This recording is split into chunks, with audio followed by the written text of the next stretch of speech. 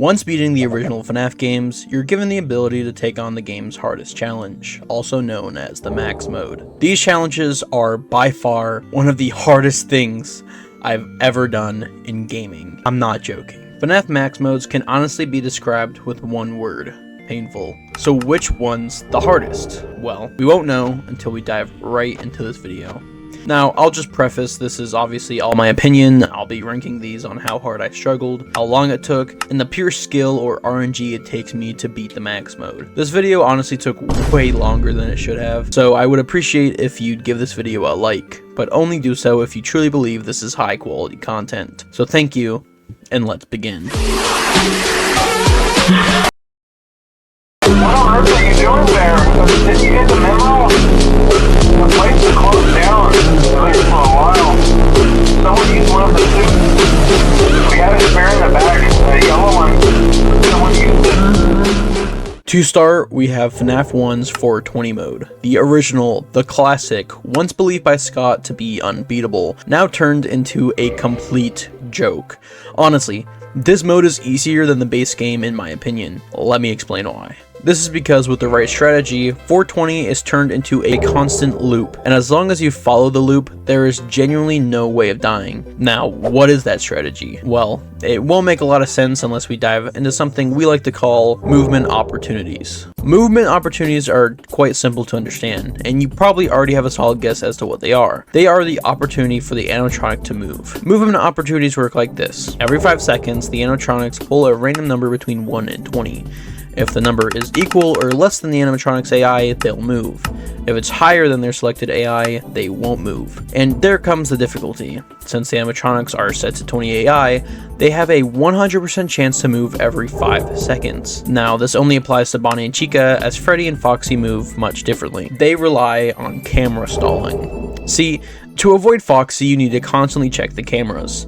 You don't need to actually look at him, unlike what a lot of people think, but you still need to look at the cameras to stall him. Now, to avoid Freddy, the camera must be placed directly on him, making it so he can't attack you. So the strategy works like this. You'll have to place your camera on 4B in the right hallway to stall Freddy. Then you'll start the office phase. You'll want to check one of the door lights, flick down the camera for Freddy, then check the other door light, and then repeat. Occasionally you'll want to check on Foxy just to make sure that you're safe. To do this safely and avoid dying to Freddy, close the right door, check Pirate's Cove, then make sure to place the camera back onto Freddy. Open the door and begin to repeat the cycle. But honestly, as long as you keep a constant loop, you'll never really need to worry about Foxy. And that's it. That's all there is to 420, which is exactly why I say it's so easy, because it's one constant loop. But if FNAF 1 is so easy, then are the other games just as easy? Well, if you're starting to have doubts on the rest of these games, stay tuned, because we're just getting started. Alright, so here we are at the ranking. First one, alright, we have FNAF 1. Now let me just go over the tiers with you really quickly. We have all skill, which is just like 100% skill. There's no RNG, no nothing. It completely depends on how you play. Insanely hard. It's obviously, you know, insanely hard. It's gonna take you a few hours probably. RNG is insane. You might need live split to do it. At least an hour. This is like, it took at least an hour of playing, probably. And then we have FNAF 1, which would you look at that? FNAF 1 goes right there. FNAF 1 is insanely easy. People, as long as you understand how the game works and you understand the strategy, you could 100% do 420 first try. First try. Which is why I don't understand how the very next game in the franchise is so unbelievably hard. FNAF 3. Now you're probably wondering why we aren't playing Torture Simulator yet, or sorry, I meant FNAF 2. That's because to structure this video, I'll be going over the games as I beat them, and in chronological order, I beat FNAF 3 next.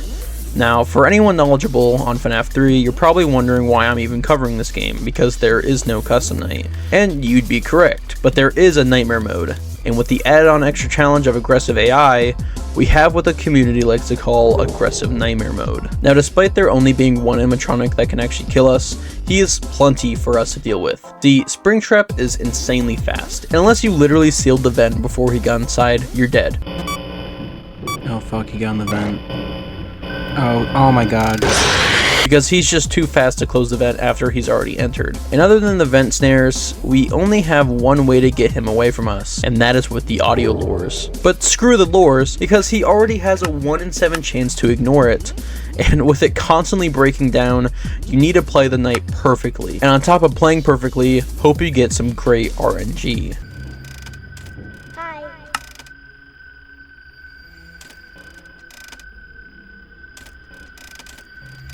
Now, FNAF 3 is a bit of an odd game. From what I've been able to find, Springtrap doesn't have a set amount of time or interval that he uses to move, like FNAF 1 or FNAF 2. It just seems like he does what he wants, which definitely isn't great for us, and is why tracking him is such an integral part of the strategy. See, looking on this map, where would you think we'd want to keep Springtrap? Well, you're probably saying the top half of the map. You know, it's the furthest away from us. Obviously, we'll be safer there. Well, you're wrong.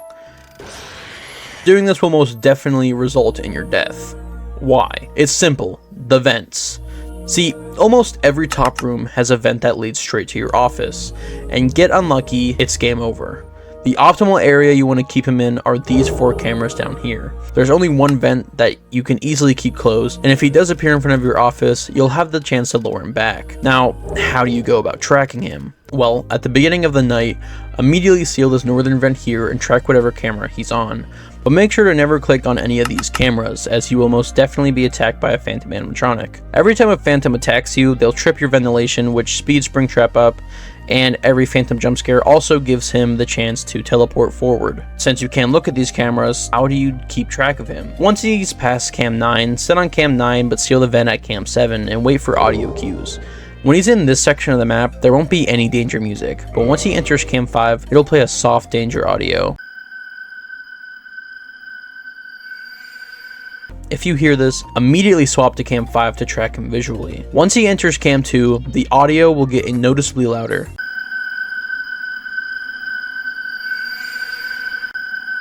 When he's in this state, you have him exactly where you want him. Seal the vent on cam 2 and wait. When he goes in front of you, use the audio on cam 2 to lure him back.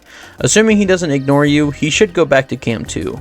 During this, if you need to deal with any errors, do it then. Ventilation is the main priority, then audio, then camera. Now, even though this is the prime strategy, this won't always work. One of the biggest challenges you'll face are Phantom Freddy and Phantom Foxy. See, in total there are 6 Phantoms, but these 2 will be the ones you'll have to deal with if you do everything right. Foxy is completely RNG. He'll just randomly show up in your office and jump scare you, but there is a way to prevent him. Slowly pan left until you see his arm.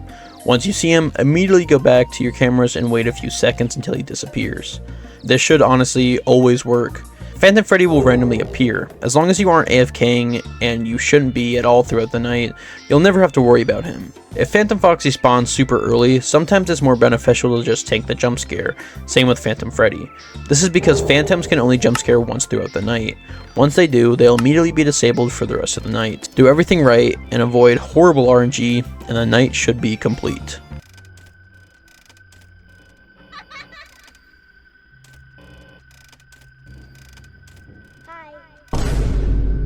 Fucking great, bro. He just ignored it, because of course he did.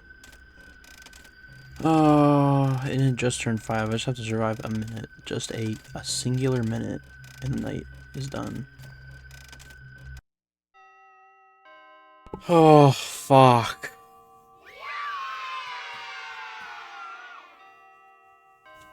Okay. I did it. I did it. Oh, I did it. Oh.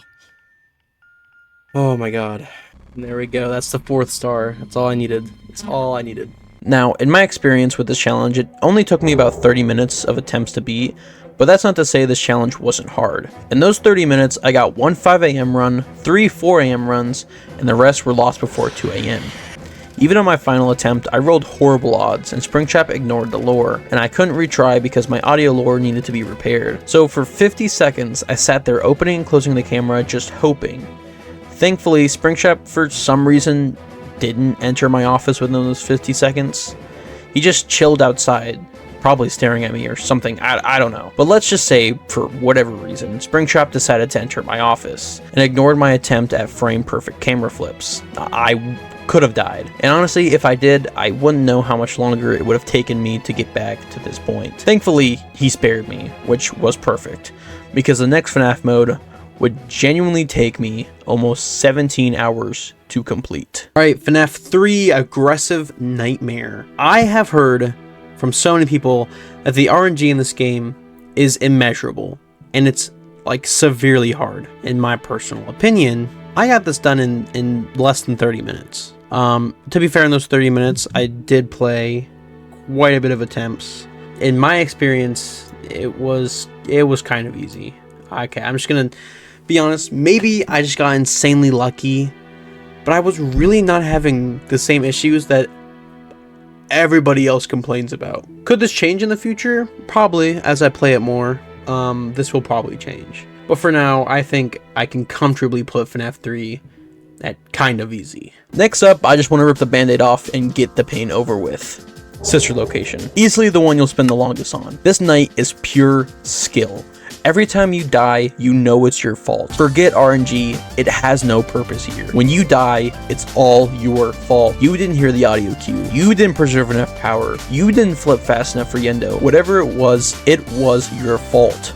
FNAF Sister Location's max mode is Golden Freddy very hard. So basically just 1020 Sister Location version. You'll have to keep track of 10 different animatronics, all with specific and unique mechanics. So get ready, because this is about to be a mouthful.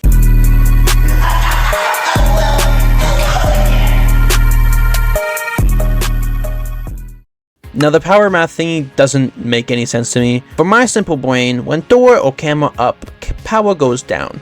More things being used, more power goes down. Lose power equals you're dead. But I do understand the animatronics. So let's begin with Funtime Freddy. People say that he is the hardest because it's insanely hard to track him, and he likes to constantly yap throughout the night. But to me, he's definitely the easiest. Freddy will spawn within one of the two closets, and every 10 seconds, he'll either attack or run to the other side. You can tell because he'll make directional audio that fades to whatever side he runs to.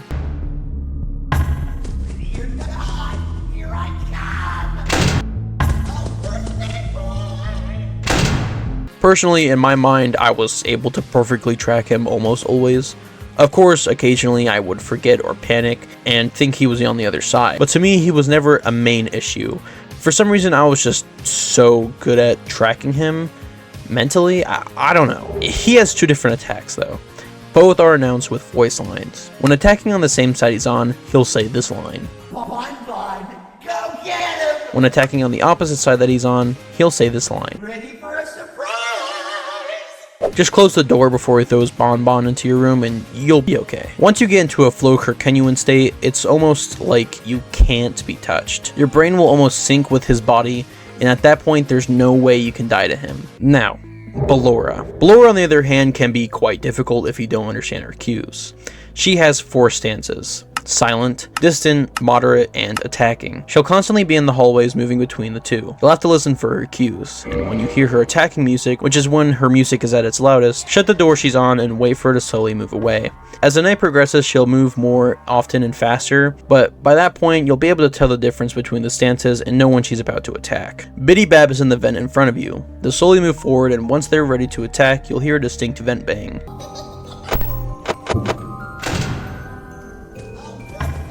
Close the vent and wait for them to knock. Sometimes he'll bonk immediately, other times he'll take a while. What really got to me was when both him and Freddy would attack me at once, and I would hear one bonk but didn't know which one to open. Usually it was Freddy who bonked first, but to be safe I would wait until I heard both bangs, or until I knew for sure which one bonked first. Once you can tell what his vent bang is and you're able to hear it over the other audios going on, Biddy Bab should not be a worry at all. Funtime Foxy. Out of pocket for that shit. Way out of pocket. What do you gain from that? Foxy is your main priority the entire night. Like in FNAF 1, you'll need to watch them on the camera to prevent them from attacking you. But unlike Foxy from FNAF 1, you actually need to look at their camera. Honestly, there isn't a whole lot to say. When they attack, just shut the right door and wait for the distinct knocking they'll make. This will always send them back to their first phase. And as long as you actually check on Foxy, they shouldn't attack more than once a night. Now, the final camera obstacles are the Electro Babs and Mini Renas. Every 10 seconds or so, Electrobeb and Mini Rena will spawn and deplete your oxygen and electricity. Electrobeb will spawn in whatever closet Freddy isn't in. Meanwhile, the Mini Renas will always spawn in the top left camera. Just shock them to get rid of them. They shouldn't be that huge of an issue, but it is severely important you keep them synced with each other. If they desync, it's okay and you can still fix it if you have enough skill, but desyncing them will genuinely fuck you over and will most likely end it in a power out. Now we get to the office issues. The outlier here is the other group of Mini Renas. See, every time you flip up the camera, you have a 66% chance for a Mini Rena to spawn and obstruct your view. They cannot be avoided and only serve the purpose of blocking your view of the office. Now we get to the worst part of the night, the big three.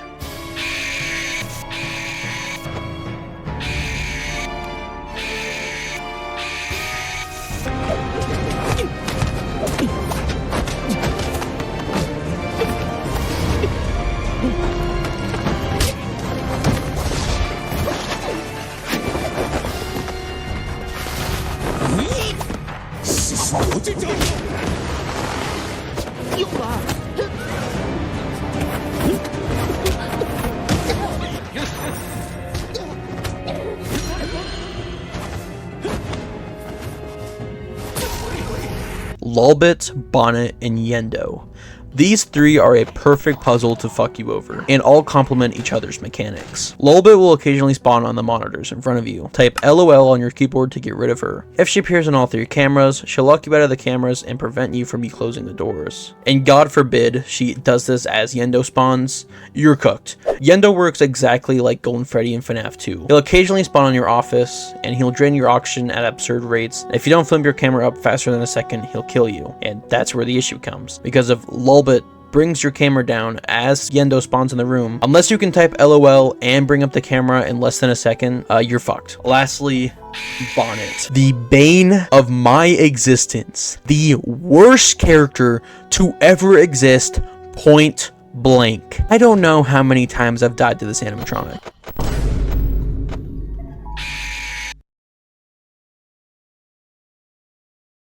This little shit will wander across the screen. You're supposed to click her nose to send her away. If she gets all the way to the left, you die. It should be easy. It should be that simple. But it's not. I genuinely don't even know what I do wrong half the time. But I have racked up hundreds of deaths to her and her alone. I call them the big three because let all of them spawn at once and you'll have to react perfectly to avoid death. Now that we've gone over all the animatronics, it's time for my experience and the strategy. I'll be honest, there is no strategy. Obviously, it's all skill. You'll just have to react to what happens when it happens and mess up. Like, it's gonna happen. You're gonna mess up. Even slightly and you're dead. Listen, this challenge genuinely made me feel horrible. I got constant 5 AM deaths. I couldn't list how many deaths I had from a blackout milliseconds away from victory. Every time I died, no matter to who, made me feel some sort of deep rage. But not because I felt it was impossible, but because I knew it was my fault. It was hard to get mad at the game, but so easy to be frustrated with myself. I knew I had to beat it. I knew I could beat it. If I wanted to ever be taken seriously, if I wanted to prove my skill in FNAF Max modes, if I wanted to be the best, it would have to be here and now. I would have to push and force myself to get better and better with every attempt. Every single death made me realize how much time had passed. Hours and hours. And finally, it's 5. I'm sitting there. It's time. It's time.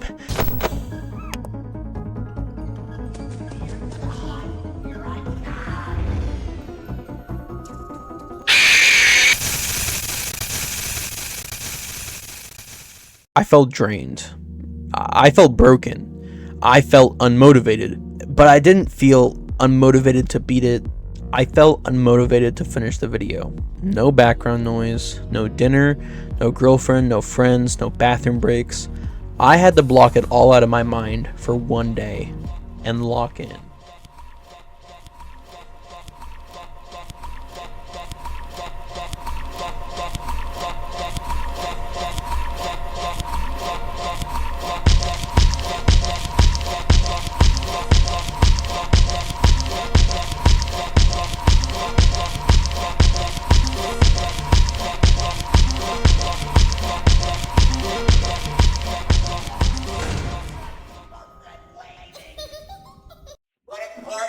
Yes! Oh! Oh my god. You Oh my god. did it. You did it, bro. Oh my god.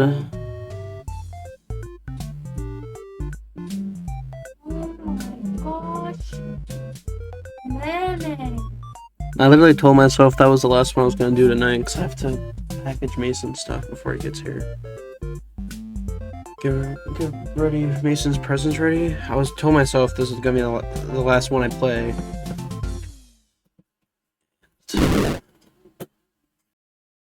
Sister Location. All skill. This game has no RNG. Sure, like how Freddy attacks and stuff is technically RNG and whatever. There is RNG in how the animatronics spawn and stuff, but there's nothing like there's no Toy Bonnie where it's like they just roll insanely bad odds and just don't attack you, and then guess what, music box. It's everything could be preventable.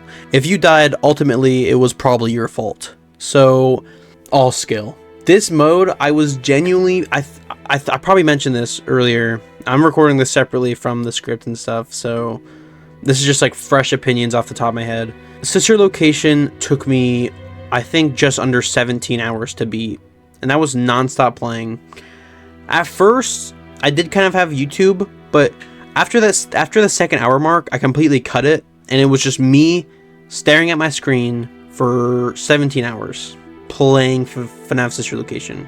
Obviously, I didn't do it in one day. I did it in 2 separate days, back-to-back 2 days over Christmas break, and it took me 2 full days to do it, of 6 hours of recording each. So easily, this is the hardest one in terms of skill because there's just no RNG. It's just non-existent.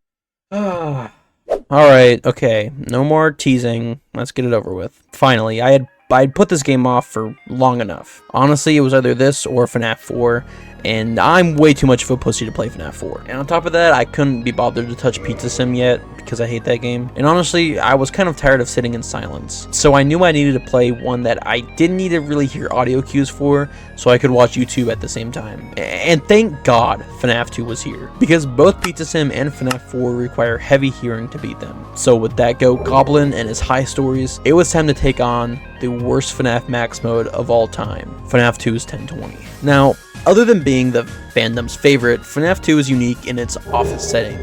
There are absolutely no doors, and the only methods you have of getting rid of the animatronics is using your mask and the flashlight. Almost all the animatronics can be dealt the same way, but also not. Okay, let me explain. What I mean is they're dealt with the mask, but are divided into the vent animatronics and the blackout animatronics. The vent animatronics can be seen from the vent, and you'll need to pull your mask down. They can stay for a random amount of time ranging from 1 to 5 seconds, and will always leave no matter what after 5 seconds. The other mask characters will appear in your office. You'll have to quickly drop your mask in order to get rid of them to leave. Pull it down too slow and you'll die. All of these animatronics are dealt with by the mask, which leaves only 2 that aren't: Foxy and the puppet. Everyone knows how these 2 work. Foxy will appear down your hallway and you'll have to constantly flash him to prevent him from attacking. Puppet is dealt with by winding. I just said winding. Are we fucking serious? Puppet is dealt with by winding and will require you to constantly wind her music box. Fail to do so and you'll die. Mechanics seem pretty simple, right? Well, they are. It's probably the most simple game other than FNAF 1. So why do people call this game insanely hard? RNG. You would think there should be no major RNG, and are probably assuming I'm referring to how they get in or whatever, which kind of, but I'm mostly talking about their AI. Just like FNAF 1, all the animatronics will move every 5 seconds depending on if they pull a number equal to or less than their AI value that ranges from 1 to 20. But for some unfathomable reason, Scott Cawthon thought it would be hilarious if he capped the AI to leave in some randomness. These are their true AIs. So despite being set to 20, most of them are actually set to 15. Foxy is set to 17, and Golden Freddy is set to 10. So the movements of the game still have a lot of RNG to it. But there's one thing that genuinely ruins runs. Well, I should say someone. Toy Bonnie. If he wants to ruin your run, he will. You literally can't do anything about it. Anything. You are at his mercy. He owns you. He owns this mode. He owns FNAF. He is a god in FNAF 2.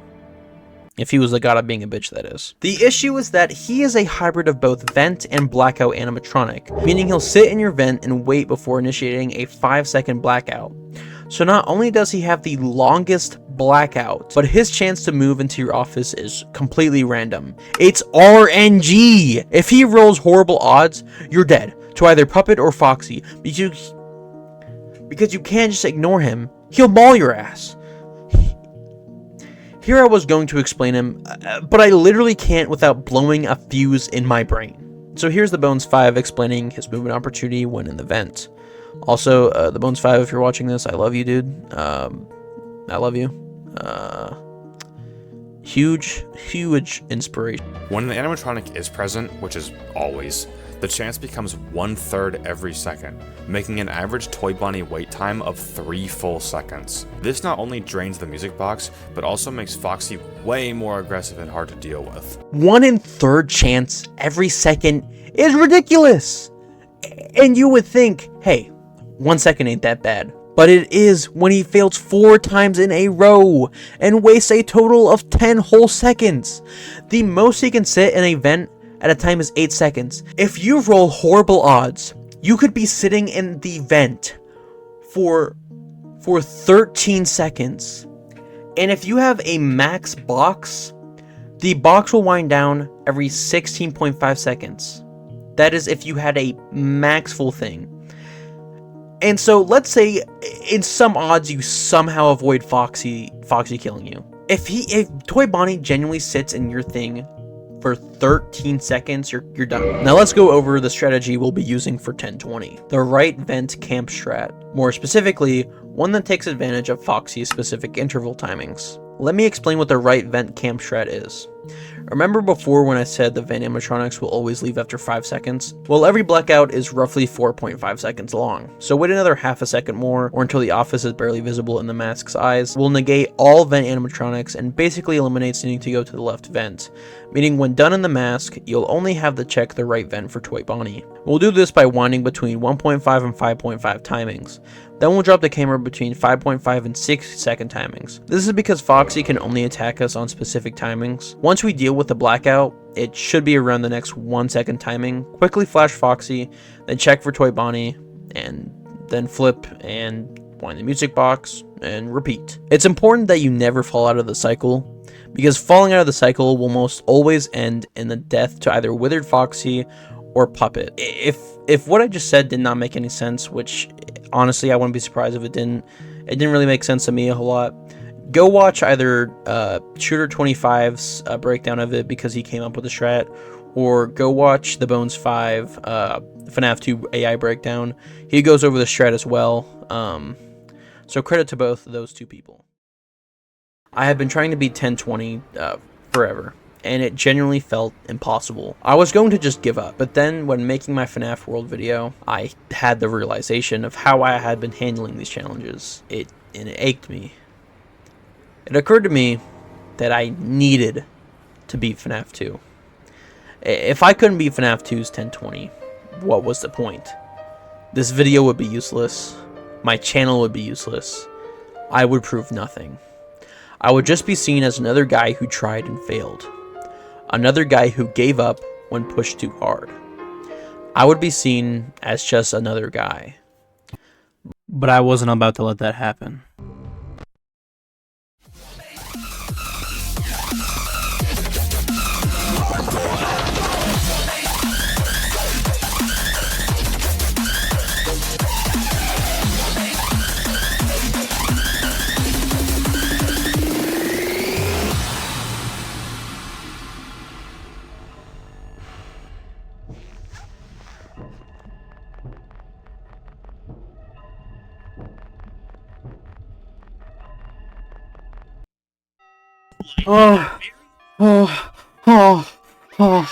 Oh my god. Oh my god. Oh, I'm shaking. Oh my god, I'm shaking. Oh my god, I'm shaking. Oh my god, I'm shaking. Oh my god. Holy shit. Holy shit.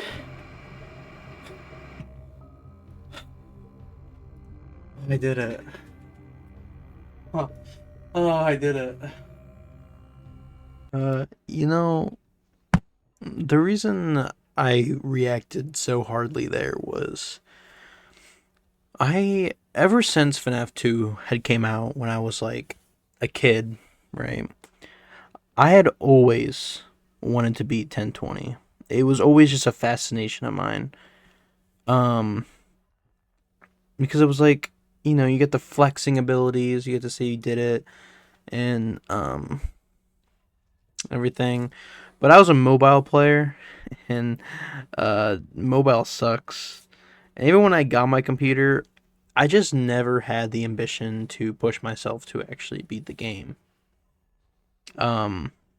Which is why I reacted, you know, so harshly there. I had like a Daco 50-20 moment. It was just because, you know, never really I never really thought I would ever do it like in my life. But you know, some things had to change. And I had to do it. And I am so happy I did. Sorry this part isn't really edited that much. Here, me talking here. You know, I just thought I would give a bit of a piece here before we get onto the ranking. Speaking of which, let's go do that right now. Alright, so I'm conflicted, right? Because it's not all skill. This all skill thing I made specifically for Sister Location. So I'm going to put FNAF 2 in insanely hard. Because down to its deep roots, FNAF 2 is not a mechanically hard game. You flash the right vent, flash Foxy, wind music box, pull camera down, mask, repeat. Then you'll, you know, pull the mask up, you know, flash thing to see if Bonnie's there, you know, flash Foxy. But the issue is because for some reason, since Scott didn't put all the AIs at 20, they capped them at like 15 and 17, that this game is just constant, it's just a constant RNG fest. It's just an RNG fest. Bonnie can move 80 movements in a row, and their intervals are so weird. Like Bonnie only showing up on 3.33 seconds or 8.33 seconds, and can only attack on 5-second intervals or whatever. Makes no sense. Absolutely none. And then Foxy's timing, he can only kill you between certain intervals and stuff, and so you literally have to have a hyper specific strategy with live split. If you don't have live split, and I don't like using live split, let me just say this right now, I do not like using like timer things for these challenges. I like just raw skill. That's what I like. But the RNG in FNAF 2 is an RNG like FNAF 3. RNG in FNAF 2, genuinely, you're just fucked. RNG in FNAF 3, you could low-key come back from. Springtrap doesn't listen to a lore. Listen, you might be able to stall him out and get another lore in. He, you know, goes into a vent super fast. It's like, his RNG is preventable. FNAF 2 RNG is not preventable. But I mean that, like, if Springtrap goes into a vent really fast and you don't already have it sealed, he's definitely getting through and you're probably dead by that point. But the thing is you gotta know how to track him throughout the building. And once you learn that, which is all skill, once you learn the tracking and stuff, and you're pretty decent at tracking him and you understand like the audio stuff, he's not that difficult. I'm just gonna be honest. FNAF 2 on the other hand, Toy Bonnie pulls up, you have like a 6 in 10 chance of just dying. Toy Bonnie's there, you're probably dead. If Toy Bonnie gets, especially after a blackout, if you do a blackout, right, and Toy Bonnie's there, guess what? You can't wind the box now, because then you're dead.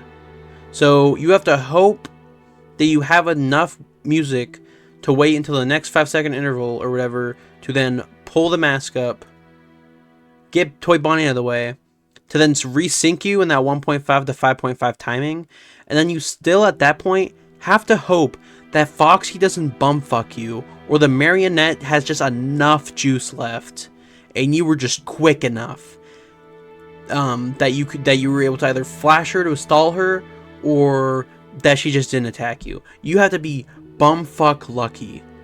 You just have to have good odds.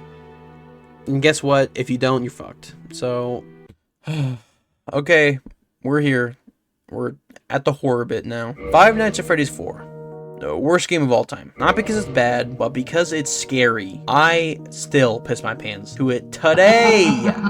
I hate this game. And I'm just a little baby. I'm just a little baby. But eventually I had to put away my fears, and well, we're here now. But FNAF 4 goes back to form with the main office sort of gameplay. Having 2 doors, you have to close, and then 2 unique ways of dealing with Foxy and Freddy. See, I'll just rip the band-aid off really. There is no strategy to 420 in this game. There just isn't. It's genuinely just deal with everyone as fast as possible. But there is something we can technically do to make this game a million times easier. Making sure Foxy doesn't get in the room. Foxy doesn't start out in the closet, unlike what a lot of people think for some reason. He starts in the living room with Bonnie and Chica. He'll run between the hallways and enter whenever you check the opposite hallway that he's in. If you're able to keep him from entering the closet as much as possible, it honestly should be leagues easier because you'll have way more time to spend on everyone else. Once 4 AM hits, it's Nightmare's turn. This guy has no mercy in his soul. He'll move around the hallways and you'll have to listen for his fat ass and his footsteps. Go up to whatever door he's stopped at and close it. You must be quick because his kill timer is 8 seconds and he likes to just pull bullshit out of his ass. If you're able to get past him for 2 hours, you'll be done with it. And that's about it for FNAF 4. I don't really know what else to say. Solid. That wasn't terrible. That was, I mean, it was annoying at times, but that wasn't terrible. Solid hour, I think, maybe hour and a half that took. FNAF 4 420. Listen, I'm gonna put this at least an hour. I don't understand really why I struggled on this so much. They all are actually at their max AIs and stuff, so it's all kind of scripted, like in a sense. Like there's no strategy. It's still skill. FNAF 4 is a mix between understanding how the game works and skill, because no matter what, they're going to be moving 100% of the time. They have these opportunities to go backwards or go into these other rooms that you can't even look into or whatever. And as long as you can follow Foxy and stuff and make sure to keep Freddy, the first 4 hours, super easy, honestly. I wouldn't say super easy, but it's definitely easier than the Nightmare part. Nightmare, if you make one mistake on Nightmare, you're dead. Nightmare, you have to get perfectly because he is not merciful whatsoever. You fuck up at all, you get the wrong door or something, his 8-second kill timer, cooked. You're cooked. And if you just flash him for 0.1 second, point frame, like too long, dead. I would say harder than FNAF 3. But nowhere near the big leagues. Not even close. Okay, so as I'm recording this, I'm probably just talking over my Saturday footage. I'm just gonna be honest, I hate this game. I don't like it. I love the simulator part. Lore is fantastic, but the gameplay itself is the worst. I would rather play FNAF 1, I'm not gonna lie. I was so locked into beating it as soon as possible. I literally got it done within literally 50 minutes. I also didn't learn anything for this game. I just played. I felt like I didn't want to nor cared enough to master the game and learn the AI and stuff. And honestly, I've been talking about AI and intervals and stuff for the past like probably 40 minutes. I don't know how long this video is going to be, but pretty long, I'm assuming. So I really did not think you guys wanted to hear me uninspiringly just talk about AI for another 10 minutes, especially when most of this game, I'm pretty sure they all, on Saturday, I'm pretty sure they all have the same intervals to move every 2 seconds. And then the only other AI I would even have to talk about would be like what noise you make, like chances of the animatronics hearing you. I do know that they do have this teleportation feature if they're in the top vent, but really there is not a whole lot to say about this game. This game is pretty simple. Yeah, I don't know. I just wanted to be over with because I don't like this game, and whenever I get on Pizzeria Simulator, I genuinely feel dread. See, I'm yawning right now, and I'm not even playing it. I'm just talking over it. But you know, I had to beat it for this challenge. I didn't want to just leave it as an outlier, especially because I want to do other stuff in the future, like the FNAF lock, and if my voice cracks one more time, I'm gonna, I don't know, whatever, just get on with it. Pizzeria Simulator, the last game. I really suck at this game. I don't know why. I'll put it at least an hour, but still easier than FNAF 4. It's just because I get severely impatient in that game for some reason. I don't think a single human being in their entire life has woke up in the morning and said, let's run some hardest Saturday runs on Simulator. No one, ever. I don't think a single person has ever even muttered that sentence in their life.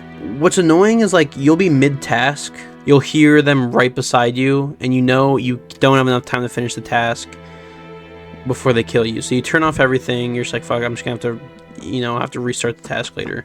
You turn off everything, then you look, right, and you get rid of them, and then you immediately turn on your thing to start doing the task again, and guess what, someone's right beside you again. And God forbid you don't hear anything, you check the motion tracker, and you're getting pincered, you're fucked. Also, I just hate the gameplay loop of this game. It is genuinely absurdly boring. Easily the weakest in terms of gameplay. Easily the weakest. It's just unenjoyable. It's just unenjoyable. My friend loves this game. I don't get it. I really don't. It's unenjoyable. It really is. It's not fun. It's just annoying. Honestly, throughout this journey of beating all the games in their max modes, I felt severely motivated. In a good way. It took way longer than it should have. I started this the day after posting my last video, and these all in total took me probably 24 hours worth of time, and 17 of those hours were to Sister Location, and another 5 to FNAF 2. So in all, this shouldn't have taken me as long as it did. But for some reason, I get these mood swings where I genuinely feel too drained or unmotivated to, you know, do life things, and generally I just end up doing nothing with my day, which is kind of like how it is today as I'm reading the script. But you know, I just had like this lock-in moment where I was like, okay, I gotta start doing this. So I want this uploaded by Thursday, and it's Tuesday night, so I don't know if it's gonna be up by Thursday or what. I guess we'll see. The reason this took so long is my fault, and I'll try to be better with my upload schedule, which future things, which is kind of what I want to start doing. I want to have at least two videos up a month. I'm thinking 2 to 3 videos up a month. I feel like I could definitely do that for now, especially since I'm starting with smaller challenges at the moment, like this. Like, I think genuinely I could probably get a video. As I start to do more advanced challenges, it'll take me longer. Like, it might take me a month just to do one. So I don't know how I'm gonna balance that, because I definitely don't want to go without posting for more than 3 weeks. I think that's, you know, you guys deserve more content, and I just don't think it should take me that long.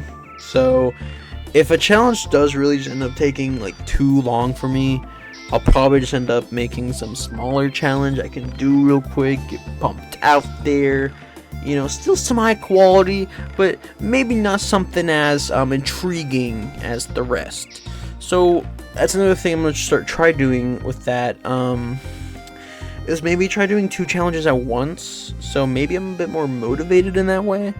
So then I'll never know for sure what my next video will be, but, you know, at least, you know, there's a higher chance of me not, you know, dying in my chair, because I'm fat and unmotivated to do stuff.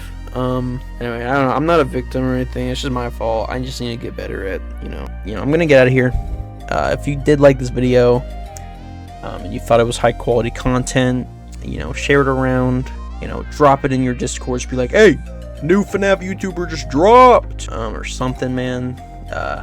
Obviously you don't do that if you don't want to, but I would, you know, appreciate if you guys want to subscribe or like the video. Obviously, like I just said, I'm not that big. I don't know how big this video is gonna get. If we can get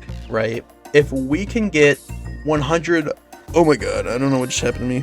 If we can get 150 likes on this video in a month, now I'll make it work for it, because I got 2,000 views on my last video, on my 100% video, and I got 88 likes.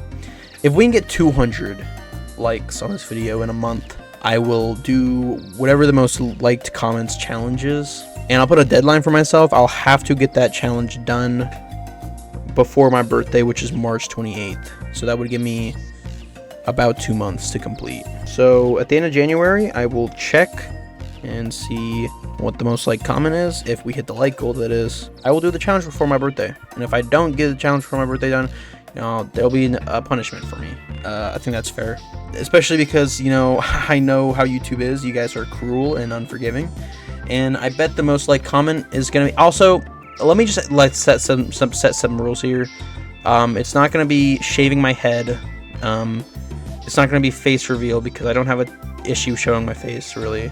I just don't for my videos because my webcam is buns, and even if it was, I don't like looking at myself. And it's not gonna be anything like. It can't be. I want it to be something I can make a video on. Okay, that's what the challenge has to be. It has to be something I can make a video on.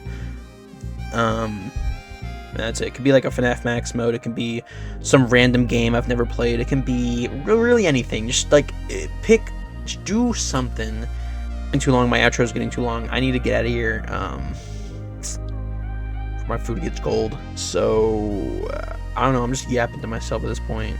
You know, I just said I was gonna get this video wrapped up, and now I'm yapping again, and now it feels like, you know, like I could just keep talking because, like, I don't know, I like to yap.